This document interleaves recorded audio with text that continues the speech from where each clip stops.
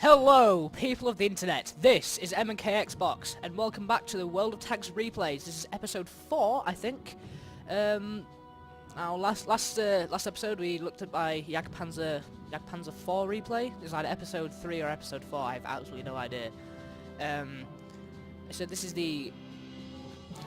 my KV5. I got this at Christmas, along with like some sort of deal. Now, I really like the KV5, but I have controversial views on it, as do many people. I mean, if you take a look, it's got the 4 fucking tumours on the front. They're massive, colossal weak spots, and anyone in their right mind will shoot at them. But if you can learn to cover them up, which is what I end up doing at this point over here, for the first, like, I don't know, 5 minutes of the game, if you can learn to cover it up and angle yourself, then it becomes the best, most impenetrable tank in the world, aside from the fact that it's got a shitty gun that lets it down. Because the side is about 100-something millimeters thick, along with the turret. The turret is monstrously armoured, and so is the rest of the tank. But along with that, it weighs so much, and because it weighs so much, driving it down a hill full speed at someone really hurts. And you'll see me doing it to a T-34 later on, and I do something like 288 damage to him. By the way, I literally just played this game just about 5-10 minutes ago. Then I went for lunch. So yeah, just gonna. First thoughts was, okay, right. Well, the team has dispersed itself quite well, apart from the little movement going down on the west side of the minimap. There wasn't a lot of people going down there, so I was considering should I go down there, but no. So and this is where I perfectly angle myself, and if I pause the video here. If I look at the front, fucking hell, right? If I look at myself from the front, the people that I'm shooting at, that's what they see. So they can shoot the 2 things on the top if they know what they're doing. But other than that, they're not going to be able to see. They're not going to be able to see that massive weak spot on the front, which is that machine gun port to the left, because that's where everyone shoots the KV5. So they can only shoot at the back of my tank, and I think I take something like 100-something damage, but that's about it. Other than that, it just ricochets straight off the back of my tank because it's so monstrously armoured and because it's angled so well. And it's literally just a case of taking pot shots at everyone, and that IS-3 he just dipped. I think he dies. I'm not too sure. I really can't remember. Yes, I did play this 5-10 minutes ago. It's absolutely terrible. So I take a shot expecting the lurver to be there, but I don't know.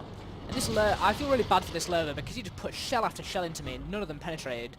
I think the only tank that did any damage was a Tiger 2 that was desperately running away. So I'm trying not to aim at the front of the turret of the lurver because they are very smooth and roundy at the top and very bouncy. But they are more. You can penetrate them a little bit better on the side. So at this point, I'm trying to think. Right, well, I'm switching my fire between left and right here because I'm trying to see. I'm kind of anxious that those 2 heavies are going to make a move and our 3 heavies. I mean, they should be able to take care of themselves, and yeah, one of them did make a move, but he dies. We do win this game, by the way. So I'm trying to work out which one I should take a shot at, and then this fucking KV4. These things are bastards to kill. They're fucking impenetrable from the front. Anyway, yeah, and yeah, there was a few situations like that where the lurver just beats my reload by just moving out of the way, and damn it, aimed at his side and the shot went wide. That's the expense that's the cost of having a shitty gun. And I don't think I do any damage. No, I don't think I don't. Yeah, that's the only shot that penetrates, I think, apart from another one that he puts into me. And every other tank just has so much trouble shooting me.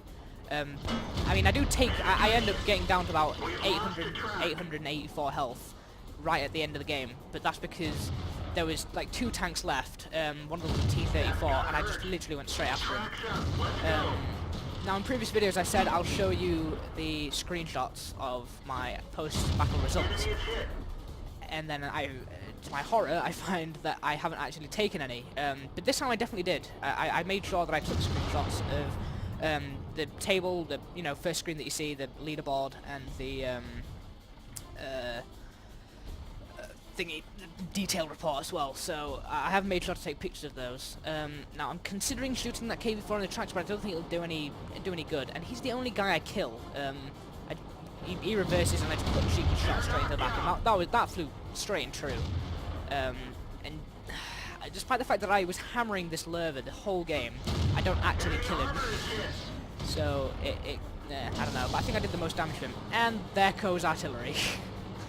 It hadn't occurred to me until this point that artillery could shoot me, because they just hadn't. And yeah, so basically artillery puts a shell into me, and I'm thinking, can I get behind this rock before the lurver shoots me? Yes, I can. So that was good. I hadn't taken into consideration the fact that artillery could have been shooting me, and oh, disappeared. It's like the fucking Houdini tank. Just sort of look at him one moment, go into sniper mode, and he's gone. He's like, what the fuck? I was seriously considering if he just like evaporated. Yes, I said evaporated. Yeah, and now here comes the very cool ram that I do get on the T-34, which I find was quite. I laughed so hard when I rammed into this guy. 288 damage, I think, just from a ram. I mean, the tiger will do that just with his gun. So I was considering taking a shot at the T-34, but he had the front of his turret pointed towards me. And this is the point where I'm just like, why not? And I put a shell into him, 342 damage. Now, contrary to popular belief, shooting a T-34 in the upper glaciers will actually do damage. And there we go, 288 damage just from a ram. And I really didn't care at this point, because I knew that, you know, I had, and I rammed him again. I knew I had backup, so yeah, that was that was fun. So as you saw me there, I just put a shell straight at the front of the T-34's upper glaciers, because with most tier 8s and even tier 7 tanks, especially the Russians, with their friggin' monstrous 122 millimeter cannons, putting a shell into the front of a T-34, you will penetrate and you will damage him. That's why the best, you know, choice of play for a T-34 is just poking the turret out, because then they can only shoot with the thick gun mantlet. So basically you've got the thick gun mantlet, and then you've got the 150 millimeters of armor behind that as well. So if they penetrate the gun mantlet, which is highly, you know, doubtful, if they manage to penetrate the gun mantlet, then it has to go through another 150 millimeters of armor, because it's just basically what the gun mantlet on the T-34 is. It's just a massive, thick, fucking. I mean, I'm pretty sure that gun mantlet on the KV-5 is that big bulge on the front that you see. I'm pretty sure that's not as thick as it appears. I think there's a bit of space. I think there's a bit of space behind that, because I have been shot and penetrated there before. I could be completely wrong, but yeah. So we're drawing towards the end of the game. I think that unlucky IS-3 who was derping around before, he actually gets killed by the Indian Panzer. I feel really bad for him, because I've been in this situation before. So here he is about to take it. He gets 128 damage on him, and then bang, dead. I feel really bad for him.